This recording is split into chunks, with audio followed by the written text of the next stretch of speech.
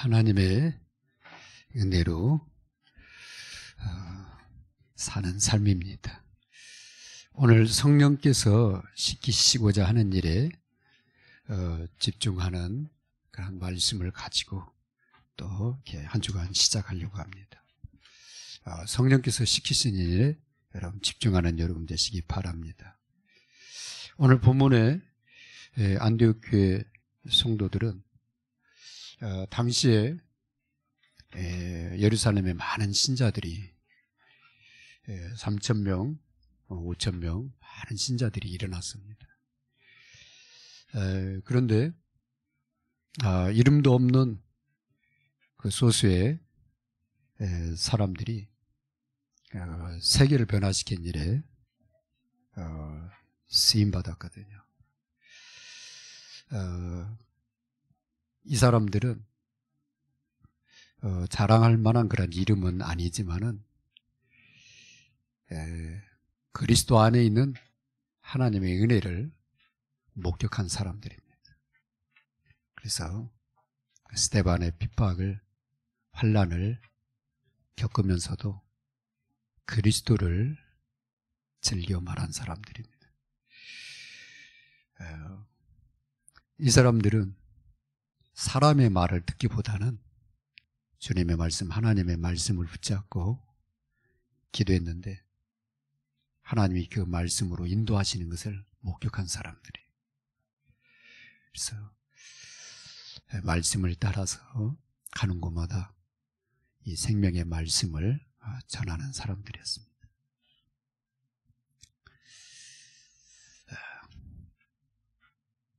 은혜의 주님이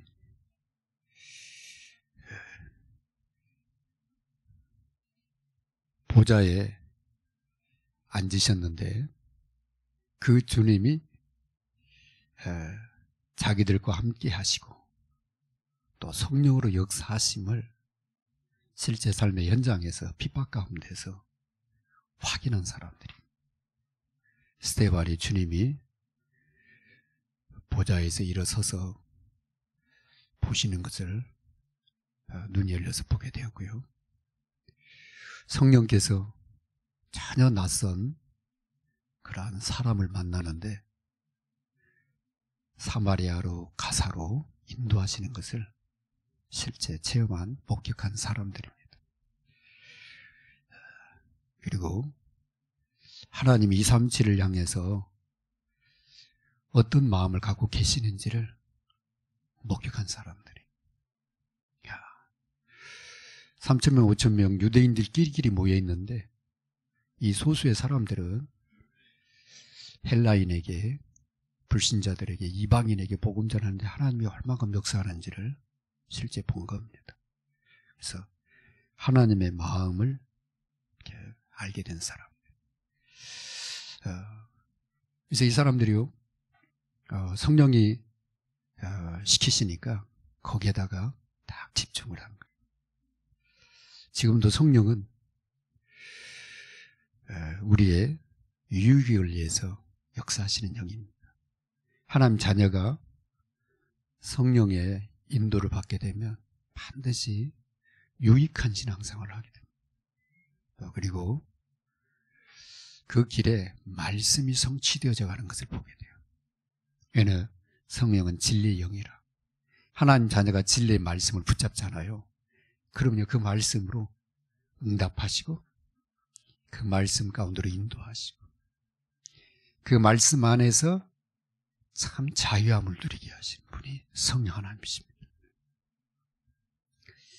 그래서 성령의 인도를 받아서 말씀을 따라가는 사람들 보면은요, 당신은 좀 어려움도 있을 수 있어요. 때로는 노예로, 포로로 끌려가니까. 근데요, 절대 나중에 후회하지 않습니다. 하나님이 때가 되면요, 하나님 응답하시고 높이시고 세우시고 그리고 하나님의 영광을 밝게 드러내는 그 자리에 있게 하셔요. 그래서 하나님 자녀가 기도하면서 성령 인도받는 것은 참 좋은 거다. 정말 세상 사람들은 그걸 잘 몰라요. 당장 눈앞에 이 길을 쫓아가지만 하나님 자녀는요, 성령 인도받으면 자녀들 앞에서나 그리고 교회 앞에서나 앞으로 세계 복음하는 일에 귀한 간증이 됩니다. 그래서 성령 인도받는 여러분 되시기 바랍니다. 오늘 작은 교회인 안디옥 교회가 어떻게 세계를 변화시키는 성령의 사역에 쓰임받게 되었는가. 이 사람들이 성령께서 시키신 일 세 가지에 집중을 해서 그래요. 첫 번째는요, 성령은 살리는 영입니다. 살리는 일에 집중을 한 거예요. 우리가 받은 가장 큰 은혜가 뭡니까? 내가 살아난 거잖아요. 내가 구원받은 거잖아요. 내가 하나님 자녀된 거란 말이에요. 뭘로요? 말씀 듣고, 하나님의 말씀, 곧 그리스도의 이 생명의 말씀 듣고 믿음으로 구원받은 거예요. 그거 얘기한 거예요. 예수 믿으면 구원받아요. 예수 믿으면 생명 얻어요. 당신도 구원받을 수 있어요. 그 얘기한 겁니다. 주님이 제자들에게 너희가 내 안에 있고 내 말이 너희 안에 있거든 무엇이든 원해라 그러거든요. 다른 말로 하면 예수 믿는 하나님 자녀가 마음에 말씀에 은혜 받은 말씀 있잖아요. 그 말씀이 성취됩니다. 그 말씀이 응답돼요. 그래서 여러분이 말씀을 잘 들으라고 그러고 말씀을 바르게 들으라고 말씀을 집중해라. 그냥 말씀이 들어가야 그 사람 살아납니다. 내가 말씀에 은혜 받으면 내 영이 살잖아요.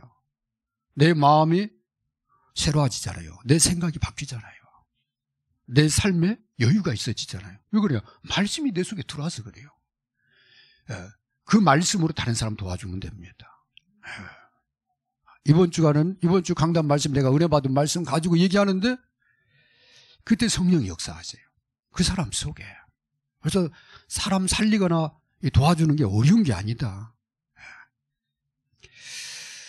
내가 응답받은 말씀은요, 두고두고 응답됩니다. 그래서 여러분이 이 응답받은 말씀, 하나님이 내게 응답하신 말씀 있잖아요. 그 말씀은요, 모든 문제, 사건, 위기에 그대로 또 적용됩니다. 그래서 그 응답받은 말씀으로 다른 사람 도와주면 됩니다. 그럼 그 사람도 살아나게 돼 있어요.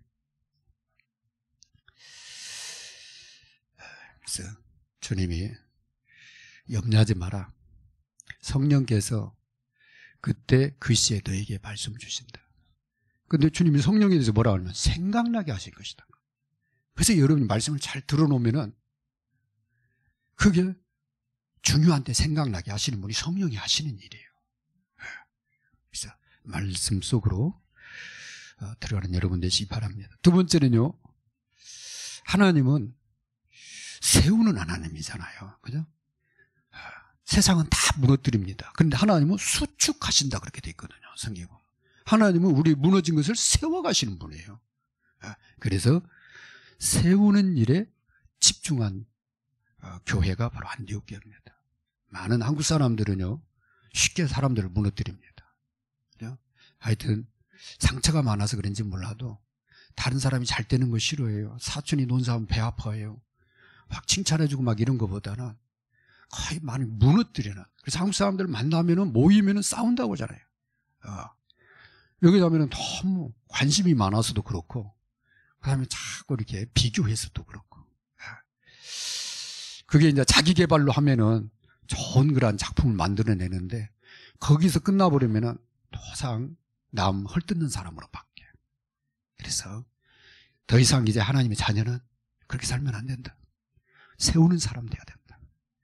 살리는 사람, 세우는 사람. 특별히 새신자들, 예수 믿고 구원 받았지만은 아직 세상 거 그대로 남아 있어요. 우리 자녀들 세상 지식이 너무 많이 들어가고 있어요. 그러면 자기 생각대로 얘기할 수도 있거든요. 새신자가 교회 왔는데 자기 기준대로 교회를 판단할 수 있거든요. 기다려주면서 그 사람에게 자꾸 힘을 줘야 돼요. 그럴 수도 있다. 인정을 하고 하나님이 함께하면 된다. 하나님이 역사하면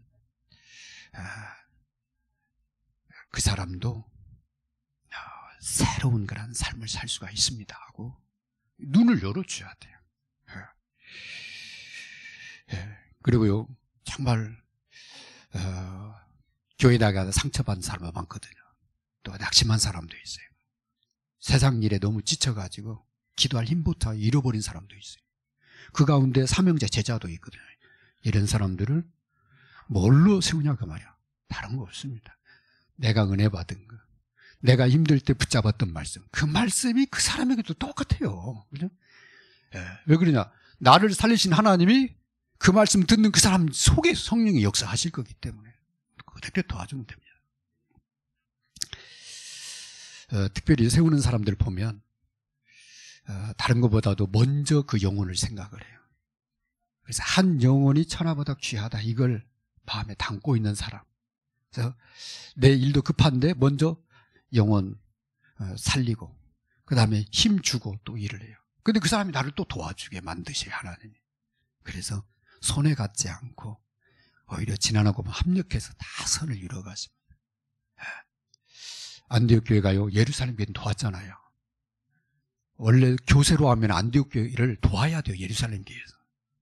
근데 오히려 안디옥 교회가 예루살렘 교회를 도왔다니. 그만큼 안디옥 교회가 세우는 교회, 살리는 교회, 돕는 교회인 것을 보게 됩니다. 성령께서 안디옥 교회를 들어서 세계를 변화시켜 나가는. 세 번째는 치유하는 일에 집중하는 교회였습니다. 나 여호와는 치료하는 하나님이라고 그랬거든요. 주님의 채찍을 맞음으로 우리가 나음을 입었다 하셨어요. 주님은 치유하시는 주님이십니다. 그래서 주님이 사역을 세 가지로 얘기하잖아요. 복음으로 복음 전하고, 복음으로 가르치고, 복음으로 치유하셨다. 그렇습니다. 주님의 사역의 중요한 부분이 치유하는 부분입니다. 특별히 성도 안에 옛사람의 체질이 남아있을 수가 있어요. 그럼 그 사람 그거 가지고 자신을 바라보니까 자꾸 나는 안 돼 그러거든요. 하나님이 함께하면 되는데 자꾸 자기가 자기를 바라보는 거예요.